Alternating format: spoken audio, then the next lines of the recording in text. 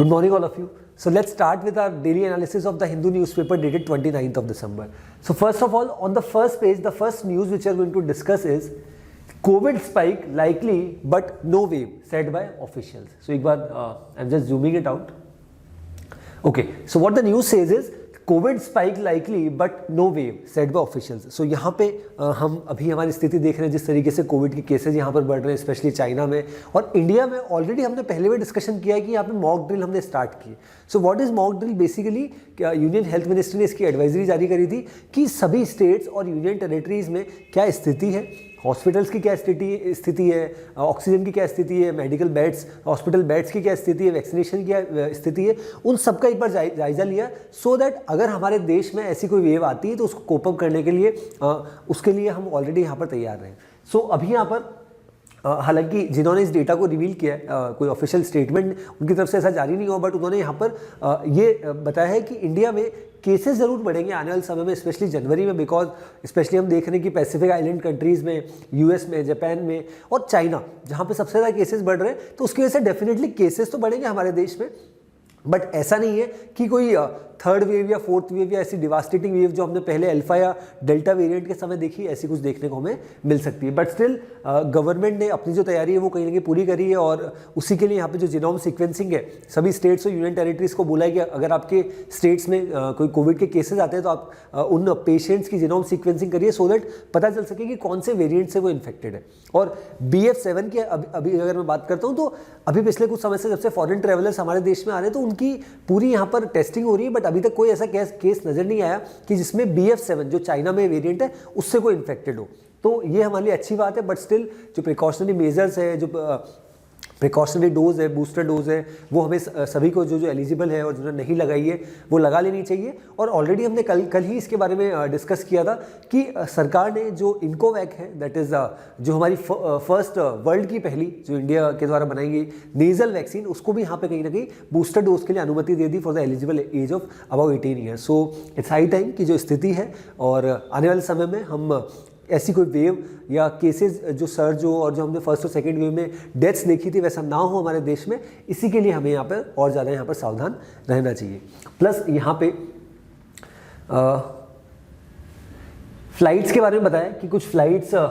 से जो लोग बाहर से आ रहे हैं उनकी यहाँ पर टेस्टिंग की जा रही है, देखा जा रहा है कि उनमें क्या स्थिति है और क्या एक्चुअल में यहाँ पे केसेस बढ़ रहे हैं, क्या स्थिति है और बाहर का भी जायजा लिया जा रहा है. रीज़न भी स्पेशली अगर हम देखते हैं कि चाइना अब डेटा रिवील नहीं कर रहा तो हमारे लिए बहुत अनप्रेडिक्टेबल हो गया है कि हम किस तरीके की कोविड के लिए स्ट्रेटेजी बनाएं. तो हम हमारे एंड पे जो हम कर सकते हैं वो यहाँ पे गवर्नमेंट और even as an individual, as a citizen of the country, we need to do that.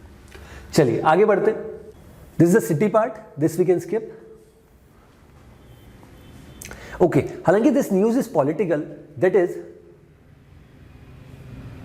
Nitish Kumar Congress to undertake pan Bihar yatra from जनवरी 5. हमारे देश में जब यात्राएं होती हैं उनका एक अपना अलग ही महत्व रहता है. स्पेशली हमने पहले भी यहाँ पे देखी थी लाल कृष्ण आडवाणी जी और काफ़ी सारे पॉलिटिकल लीडर, स्पेशली जो अभी बात हो रही है यहाँ पर बिहार के जो incumbent chief minister Shri Nitish Kumar ji, तो उन्होंने पहले भी बहुत सारी 7 से 8 यात्राएं ऑलरेडी करी है, जन आंदोलन यात्रा और काफ़ी सारी यात्रा अलग अलग पर्पस को देखते हैं. सो स्पेशली अगर आप पिछले कुछ समय से न्यूज़ फॉलो कर रहे हैं तो आपने देखा होगा कि जो फॉर्मर कांग्रेस प्रेसिडेंट और अभी जो कांग्रेस के जो MP है वायनाड से, केरला से, श्री राहुल गांधी जी, उन्होंने सितंबर से अपनी जो यात्रा है कन्याकुमारी से और श्रीनगर तक की यात्रा उसकी शुरुआत करी और लगभग पिछले कुछ समय से लगभग उन्होंने 3000 किलोमीटर यहाँ पर पैदल यात्रा करी और काफ़ी भारी मात्रा में भीड़ भी आई है. तो कहीं ना कहीं यात्राओं का अलग महत्व रहता है और जितनी भीड़ यहाँ पर आती है उससे पॉलिटिकल सिग्नल दिया जाता है. और अभी हालांकि यात्रा को विराम दिया गया बिकॉज ऑफ द कंटेनर जैसा बताया गया, but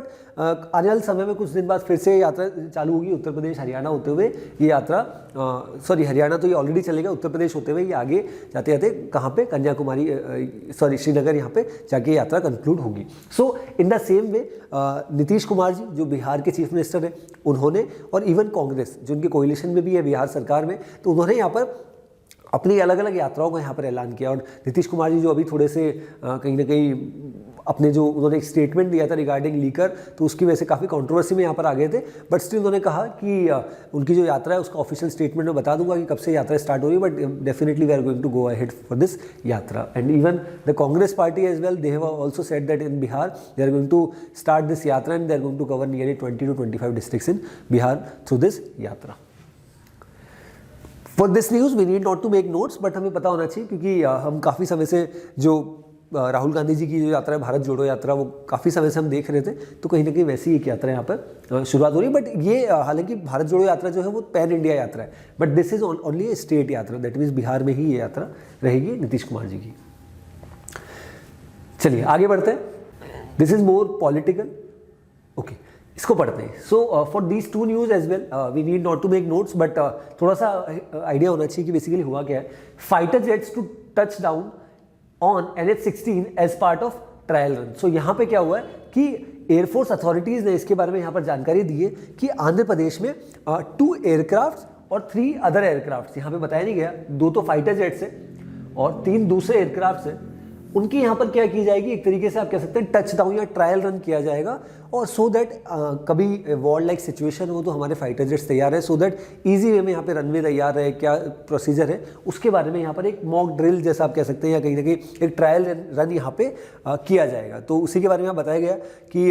100 metres from the ground before landing at a designated strip along national highway 16 in Bapatla district of Andhra Pradesh. So as I told you for this we need not to make notes, but ऐसा this is not the first time कि पहली बार हुआ, but पहले भी यहाँ पर ऐसा ये टच डाउन वाला जो है फाइटर जेट्स को वो यहाँ पर आर्मी जो है जो आर्म्ड फोर्सेज है हमारी वो यहाँ पर करते रहते हैं. Then next is 18 deaths due to syrup made by Indian firm says Uzbekistan ministry. So हमने पहले भी देखा था कि हमारी हरियाणा बेस्ड एक कंपनी है, I am just highlighting it, Maiden Pharma, तो उनके द्वारा एक कफ सिरप बनाई गई थी. उसके बाद हमने देखा था कि गाम्बिया में कुछ डेथ्स हो गई थी चिल्ड्रंस की, तो उसके बाद इवन WHO ने भी वहाँ पे कहीं ना कहीं संज्ञान लिया. और अभी यहाँ पर क्या हुआ है कि उज्बेकिस्तान में जो हमारे यहाँ की एक मैन्युफैक्चरिंग कंपनी है by the name Marion Biotech, जो इंडियन फर्म है, उसकी एक कफ सिरप से ही फिर से हमने देखा कि लगभग, जिसका कफ सिरप का नाम यहाँ पे लिखा है डॉक-1 मैक्स, जिसकी वजह से उज्बेकिस्तान में 23 बच्चों की स्थिति खराब है, तो उसमें से 18 बच्चों की यहाँ पर जान चली गई है. तो उसी के बाद यहाँ पे सरकार कहीं ना कहीं एक्शन में आई और कहीं ना कहीं इस पर पूरी किस तरीके से इस पर कमेटी बिठाई जाए, किस तरीके से डिसीजन मेकिंग हो, आगे की प्रक्रिया हो, उसके लिए यहाँ पर काम किया जाना है. बट यहाँ पे WHO ने जैसे ही यहाँ पे जो हरियाणा बेस्ड कंपनी मेडन फार्मा, उसके द्वारा इस तरीके गाम्बिया में केस आए थे, उसके बाद उसके एक्सपोर्ट पे मेडन फार्मा के द्वारा जो कफ सिरप एक्सपोर्ट की जाती है उसके ऊपर बैन लगा दिया था. तो इंडिया ने भी अभी रिसेंटली यहाँ पर एक स्टेटमेंट दिया है कि हालांकि इसको मैं हाईलाइट करता हूँ लास्ट में, लाइसेंस, क्योंकि यहाँ पे जो है लाइसेंस सस्पेंड कर दिए जाते हैं बिकॉज ऑफ दिस, और ये बहुत ही बड़ी घटना है. सो इंडिया ने क्या कहा है, however India has said that the WHO has drawn a premature link between the deaths of the children and the India made cough syrup. That means कि इतनी कोई आपने हालांकि डेथ्स हुई उसको इंडिया ने भी कंडेम किया, बट यहाँ पे इंडिया ने ये बोला है कि WHO ने प्रॉपर डिटेल्ड इन्वेस्टिगेशन यहाँ पे नहीं की, और उसके पहले ही यहाँ पे इस कंक्लूजन पे आ गए कि ये जो हुआ है this is because of the cough syrup which has been made by India और exported by India to the countries like Gambia and Uzbekistan. So यहाँ पे इसी के लिए ये न्यूज़ भी हमें पता होनी चाहिए क्योंकि रिसेंटली भी ये आया था न्यूज़ में. चलिए आगे बढ़ते हैं. This we can skip, this is more of a political, so इसको स्किप कर सकते हैं.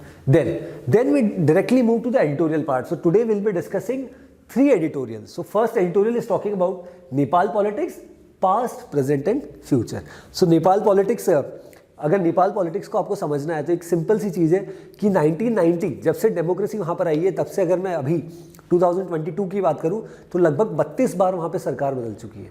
और 2008 से जब से वहाँ पे मोनार्की खत्म हुआ है, जब से वहाँ पे कहीं ना कहीं पीपल्स रूल है, डेमोक्रेसी पूरा वहाँ चल रहा है, इलेक्शंस हो रहे हैं, तो तब से यहाँ पे ऐसी स्थिति है कि लगभग 10 सरकारें बदल चुकी है. तो पॉलिटिकल अनस्टेबिलिटी बहुत ज़्यादा है कहाँ पे, नेपाल में. इसी वजह से यहाँ पे ऑथर ने जो नेपाल का जो पास्ट है, इतिहास रहा है, उसके बारे में बताया, प्रेजेंट अभी की क्या सिचुएशन, और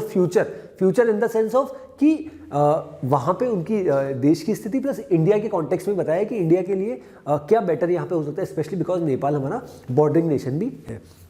सो यहाँ पे अगर पास की हम थोड़ी सी बात कर लेते हैं, जैसे मैंने आपको बताया कि पॉलिटिकल इंस्टेबिलिटी इतनी है कि जो पॉलिटिकल पार्टी साथ में चुनाव लड़ती है जब, और दोनों के जो एस्पिरेशंस इतने ज़्यादा होते हैं कि जब इलेक्शंस का रिजल्ट आता है तो दोनों साथ में नहीं हो जाते हैं, जो अपोजिशन पार्टीज होती है उनके साथ एक पार्टी को मिलना पड़ जाता है और finally they became the prime minister. So ऐसा ही कुछ यहाँ पे अभी देखने को मिला। और इसके बाद 25 दिसंबर को क्रिसमस डे के दिन हमने देखा था कि जिस तरीके से जो पुष्प कुमार दहल प्रचंडा जी वो विद्या देवी भंडारी जी के पास जाते हैं जो ऑनरेबल प्रेसिडेंट है नेपाल के, और 26 जनवरी को यहाँ पे 26 दिसंबर को स्वर्ण इन सेरेमनी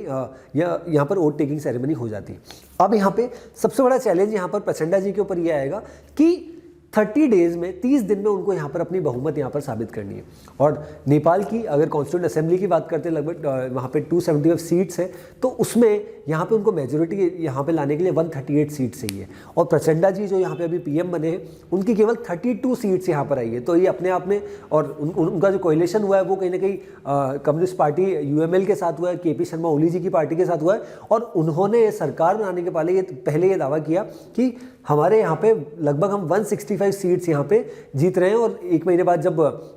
बहुमत साबित करना होगा तो हमारे पास 165 मेंबर ऑफ पार्लियामेंट का यहाँ पर कहीं ना कहीं साथ है। तो it would be very interesting to know, because 2.5 साल तक यहाँ पे प्रचंडा जी पीएम रहेंगे और 2.5 साल के बाद केपी शर्मा ओली जी यहाँ पर प्राइम मिनिस्टर रहेंगे, ऐसी बातचीत हुई है। और ये बातचीत पहले भी हमने देखा था 2016-17 में, जब भी इन पॉलिटिकल पार्टीज़ ने अगेंस्ट में चुनाव लड़ा था और नेपाली कांग्रेस इनके साथ में थी, बट फिर भी वहाँ पे जो 2.5 साल केपी शर्मा ओली प्रेसिडेंट बने थे, प्राइम मिनिस्टर बने थे, फिर उनकी जो पॉलिटिकल पार्टी है प्रचंडा जी की वही केपी शर्मा ओली के अंडर में आगे, फिर पूरा सुप्रीम कोर्ट को इंटरवीन करना पड़ा, फिर बाद में फिर से नेपाली कांग्रेस और दूसरी पार्टीज़ प्रचंडा जी को साथ में आना पड़ा, और फाइनली जो है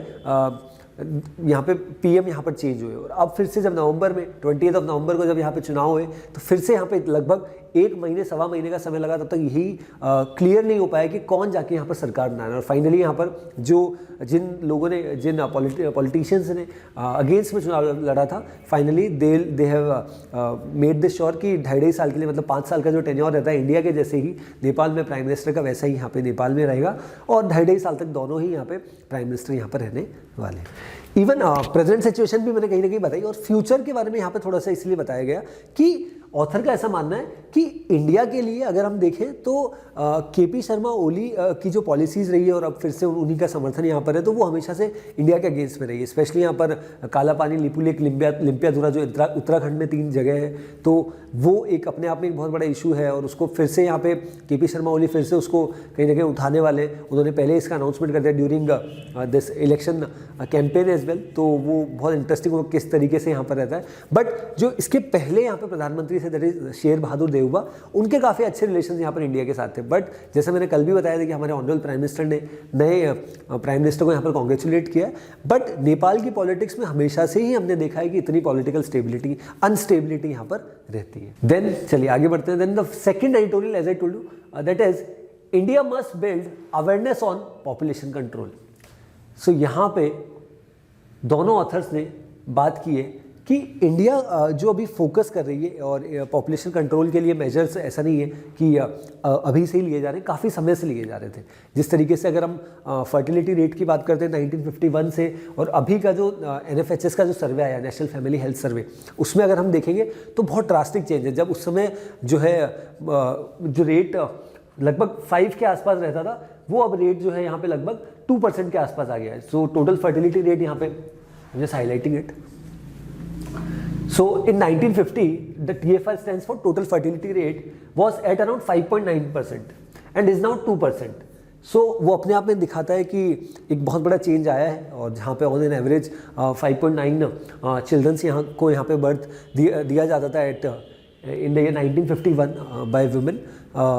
वो अब कहीं ना कहीं 2 तक पहुंच गया। तो अपने आप में एक बहुत बड़ा ड्रास्टिक चेंज है। और ऑथर्स ने ये भी बताया कि किसी भी देश की प्रगति के लिए कहीं ना कहीं पॉपुलेशन कंट्रोल करना बहुत ज़रूरी, बट उसके लिए क्या आप उस मुद्दे को पॉलिटिसाइज करके, यहाँ ऑथर्स का मानना है कि कहीं ना कहीं अभी की करंट गवर्नमेंट क्या कर रही है, इस मुद्दे को पॉलिटिसाइज कर रही है। स्पेशली हम उत्तर प्रदेश के इलेक्शंस के पहले देखेंगे, 6 से 8 महीने पहले जब असेंबली इलेक्शन उत्तर प्रदेश में थे, तो उसके पहले यहाँ पर सरकार कुछ कानून लेके आ जाती है, और स्पेशली टारगेटेड रहता है वो एक पर्टिकुलर सेक्शन ऑफ सोसाइटी और रिलीजन के खिलाफ। इन द सेम वे अगर हम देखते हैं कि जिस तरीके से यहाँ पे इवन सेंट्रल लेवल पे भी जिस तरीके से बार बार पॉपुलेशन का मुद्दा, अभी रिसेंटली हमने देखा था कि 2 बीजेपी के जो मेंबर ऑफ पार्लियामेंटेरियन है, दैट इज़ फर्स्ट इज़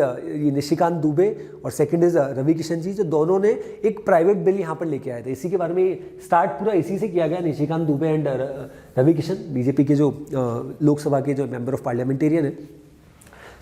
उनके द्वारा ये जो प्राइवेट बिल लाया गया उसको इनिशिएट करते हुए फिर ऑथर ने जो टोटल फर्टिलिटी रेट है उसके बारे में बताया। बट ऑथर का ऐसा मानना है कि इस मुद्दे को पॉलिटिसाइज करने की बजाय गवर्नमेंट को क्या करना चाहिए, अवेयरनेस कैंपेन्स यहाँ पर चलाने चाहिए और लोगों में जागरूकता फैलानी चाहिए सो दैट पॉपुलेशन को कंट्रोल किया जा सके। और ऐसा नहीं कि पॉपुलेशन कंट्रोल के लिए इंडिया ही मेजर्स ले रहा है, हमने देखा इवन चाइना में भी जिस तरीके से सिंगल चाइल्ड पॉलिसी। लेकिन प्रॉब्लम क्या हुआ, सिंगल चाइल्ड पॉलिसी काफ़ी समय तक वन चाइल्ड पॉलिसी यहाँ पर चलाई, बट उसकी वजह से जो है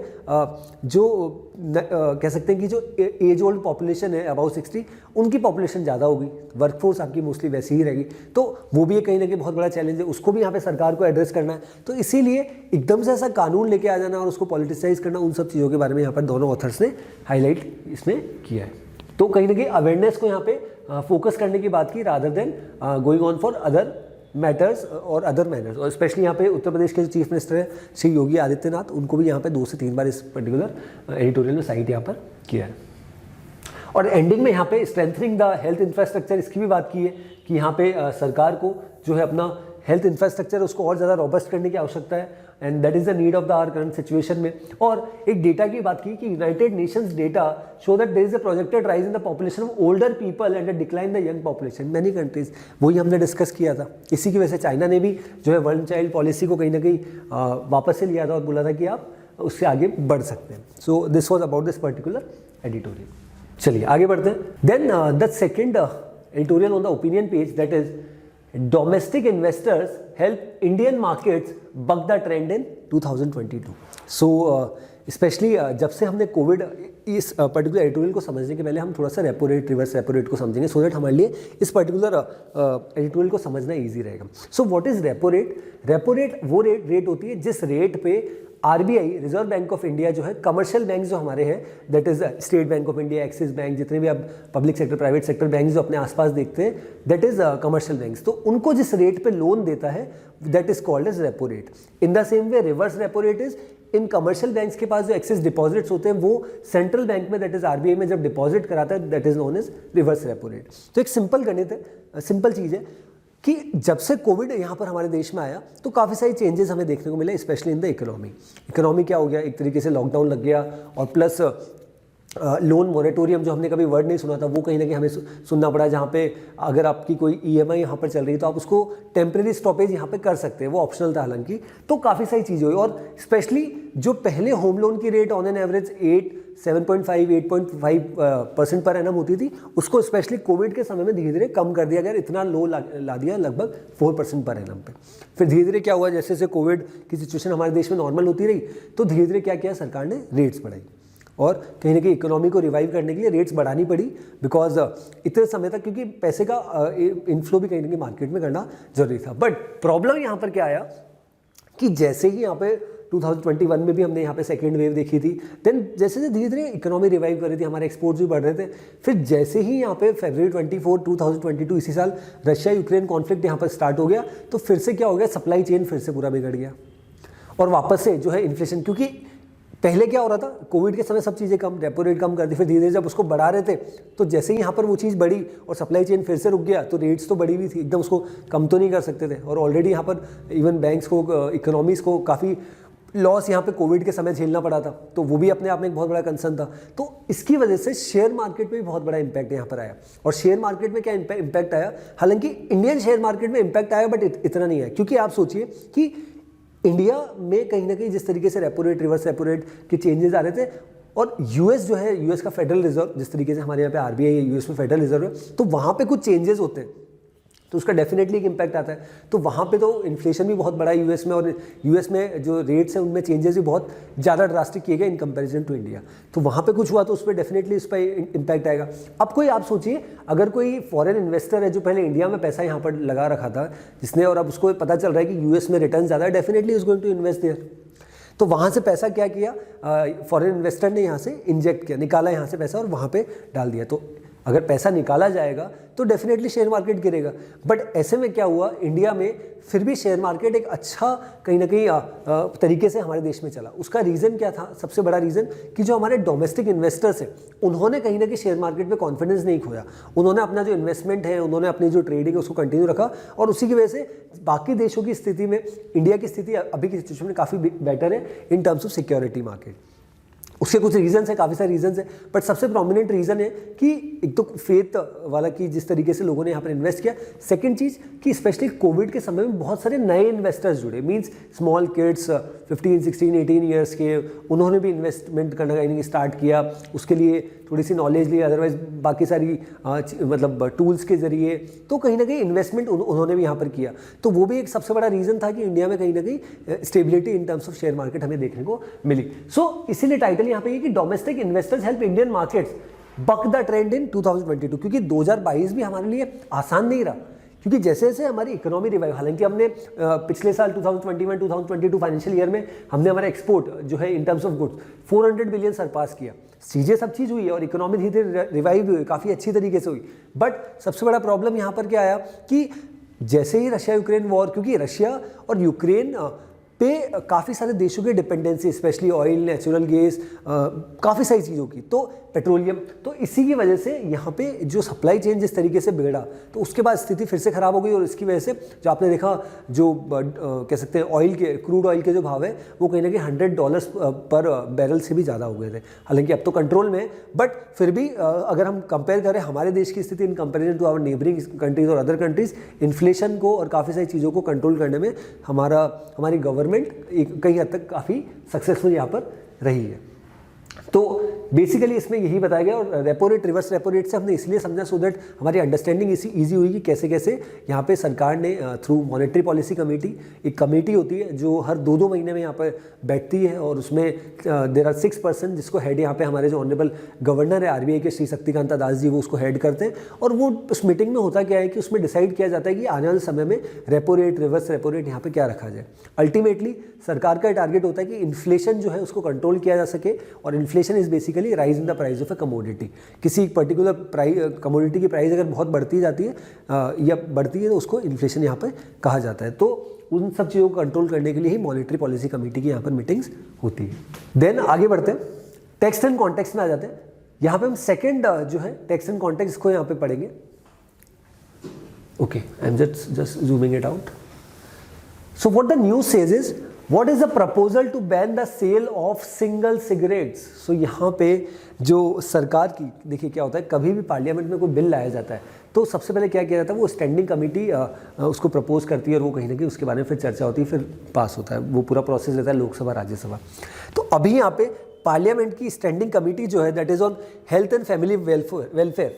वो एक रिपोर्ट यहाँ पर लेके आई है। और उस रिपोर्ट में यहाँ पर ये बोला गया है कि जो लूज सिगरेट्स मिलती है, देखिए आप मार्केट में जाते हैं, आप देखते हैं सिंगल सिगरेट आपको चाहिए, 2 सिगरेट चाहिए तो आपको मिल जाती है। तो उसने ये रेकमेंड किया है कि अब सिगरेट के पूरे पैकेट्स ही मिलने चाहिए, सिंगल सिगरेट्स यहाँ पे देना बंद कर देना चाहिए। अब ये यहाँ पर क्यों बात आई है, सबसे बड़ा रीज़न यहाँ पर ये है कि सिगरेट की वजह से जो हेल्थ पे है बहुत बड़ा इम्पैक्ट आता है, और हेल्थ इंफ्रास्ट्रक्चर काफ़ी, लगभग अगर हम देखें तो लगभग 1 मिलियन लोगों की हर साल यहाँ पर जान जाती है because of cigarette, smoking cigarette. Second thing is कि एनवायरनमेंट पे बहुत बड़ा इंपैक्ट होता है, not only active smoking but passive smoking. कोई अगर स्मोक कर रहा है, उसके पास में कोई खड़ा है, उसकी वजह से भी उसके लंग्स और उसकी बॉडी में हार्मफुल इम्पैक्ट यहाँ पर होता है, तो वो भी एक रीज़न है। तो इसी वजह से ये एक मेरे प्रपोजल है कि सरकार को क्या करना चाहिए, क्योंकि सिंगल सिगरेट अगर मिलती है तो वो अफोर्डेबिलिटी रहती है, अफोर्ड कर सकता है कोई भी आदमी, और उसको कहीं ना कहीं खरीद लेता है। और उसकी वजह से स्मोकिंग, स्पेशली जो एडोलसेंट्स है, जो यूथ है हमारे, उनको कहीं ना कहीं रोकने के लिए वो भी एक कहीं ना कहीं रीज़न यहाँ पे सरकार का इसमें हो सकता है। तो अगर आप पूरा का पूरा पैकेट ही यहाँ पर बेचोगे तो वो कहीं ना कहीं उससे अफोर्डेबिलिटी कहीं ना कहीं इम्पैक्ट करेगी। जहाँ एक सिंगल सिगरेट बहुत सस्ती आती है कंपेरेटिवली, अगर हम देखें 10 से 20 रुपये 25 रुपये की, और वही अगर आपको अगर उसका पैकेट लेना होगा तो वो 300 400 500 तक का पैकेट यहाँ पर आता है। तो वो अपने आप में कहीं ना कहीं दर्शाता है कि सरकार कहीं ना कहीं इसकी तरफ कदम उठा रही है, और ये parliamentary standing committee on health and family welfare ने यहाँ पे सजेशन दिया है। इसके अलावा और क्या सजेशन दिया है कि टोबैको प्रोडक्ट्स जो है जिसपे इंडिया में लगभग ओवरऑल आप टैक्स देखें तो जीएसटी 28% है, बाकी बहुत सारे सेस यहाँ पे लगते हैं, तो वो मिला के 57% तक टैक्स यहाँ पे हो जाता है। तो इस कमेटी का ये भी मानना है कि जो टैक्स है उसको और बढ़ाया जाए, और लगभग बाकी देशों के अगर आप कंपेयर करते हैं टोबैको पे तो 75% तक का टैक्स लगता है, बट हमारे देश में तो यहाँ पे 57% तक का ही टैक्स है। तो इस टैक्स को यहाँ पे और बढ़ा भी यहाँ पर सरकार सकती है ताकि इनका रेवेन्यू भी बढ़े, और सिंगल जो सेल होती है सिगरेट्स को, उनको यहाँ पर बैन करने की यहाँ पे बात की गई है। तो इसको आप पढ़ सकते हैं। This is also political, so that's why I have not highlighted this news. चलिए, then we come down to the world section. So world section पे the first news is China's pivot in COVID plan sparks jitters worldwide. So जैसे यहाँ पे हम देख रहे हैं कि चाइना में केसेस बहुत ज़्यादा बढ़ते जा रहे हैं, उसकी वजह से बाकी सब देशों में भी अफरा तफरी, और स्पेशली इंडिया और जापान ने तो ऑलरेडी यहाँ पर बता दिया कि हम रैंडम सैम्पलिंग यहाँ पर करेंगे 2% की। कोई भी फॉरेन ट्रेवलर्स अगर आ रहे हैं बाहर से हमारे देश में, तो एयरपोर्ट पर ही रैंडम टेस्टिंग यहाँ पे की जाएगी, किसी कोई सिम्टम तो नहीं है, और सिम्टम है तो यहाँ पे क्वारंटाइन किया जाएगा। बट चाइना ने और यूएस भी इंडिया और जापान ने जो किया है उसकी नक्शे कदम पे यहाँ पे चलने की सोच रहा है, ये यहाँ पे इस न्यूज़ में बताया गया। बट यहाँ पे चाइना ने क्या किया, चाइना ने पहले जीरो कोविड पॉलिसी करी कि जैसे एक केस भी आया पूरे एरिया को बंद कर दो, लेकिन जैसे जैसे यहाँ पर केसेस बढ़ते, बिकॉज उनकी वैक्सीन इतनी इफेक्टिव नहीं है चाइना की जितनी इंडिया की वैक्सीन इफेक्टिव है, तो फिर क्या हुआ यहाँ पर अल्टीमेटली कि चाइना में लोगों के द्वारा जो प्रोटेस्ट हुआ उसके बाद फाइनली लोग सड़कों पर आ गए, और लोगों ने क्या किया, कहने की प्रोटेस्ट किया शी जिनपिंग सरकार के खिलाफ, जो भी प्रेसिडेंट है। तो अब यहाँ पे क्या किया सरकार ने, रिलैक्सेशन देना स्टार्ट किया। रिलैक्सेशन देना स्टार्ट किया तो और लोगों की जान चलेगी, स्पेशली जो कह सकते हैं जो ओल्ड एज, उनकी स्थिति और ख़राब है। हम देख रहे हैं काफ़ी सारी फोटोज़ वीडियोज़ जो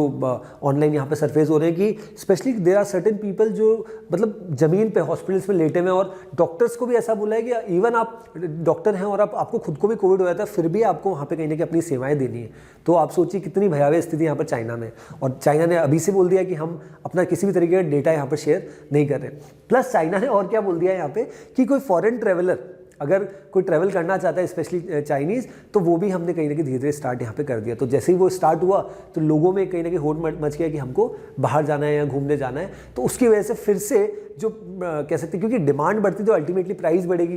एयरलाइन टिकट्स की, तो वैसे ही यहाँ पर अभी चाइना में भी देखने को मिला। तो इसीलिए लोगों ने यहाँ पर इसकी शुरुआत करी कि कोई foreign travel specially Chinese traveller अगर इंडिया में आ रहा है तो उसके लिए क्वारंटाइन की फैसिलिटी या फिर फॉरेन दूसरे देशों से सब अपनी अपनी पॉलिसी यहाँ पे बनाना चाह रहे हैं, और स्पेशली चाइना की सिचुएशन उसको देखते हुए काफ़ी सारे देश स्ट्रिक्ट एक्शन यहाँ पे लेना चाह रहे हैं। Then we come down to the economy section, that is the business section. यहाँ पे there is one news that is important जिसको आप रीड कर सकते हैं, दैट इज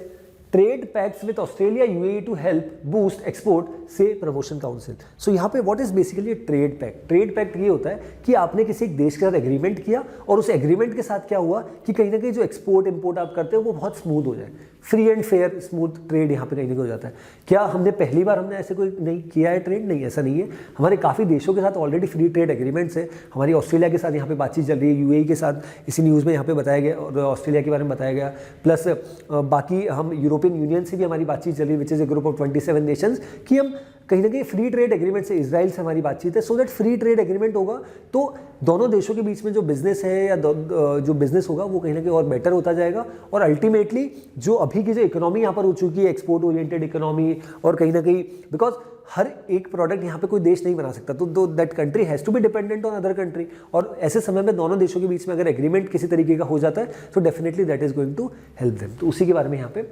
बताया गया। So here on I conclude today's analysis of the Hindu newspaper dated 29th of December. So that's all from my side. Thank you so much.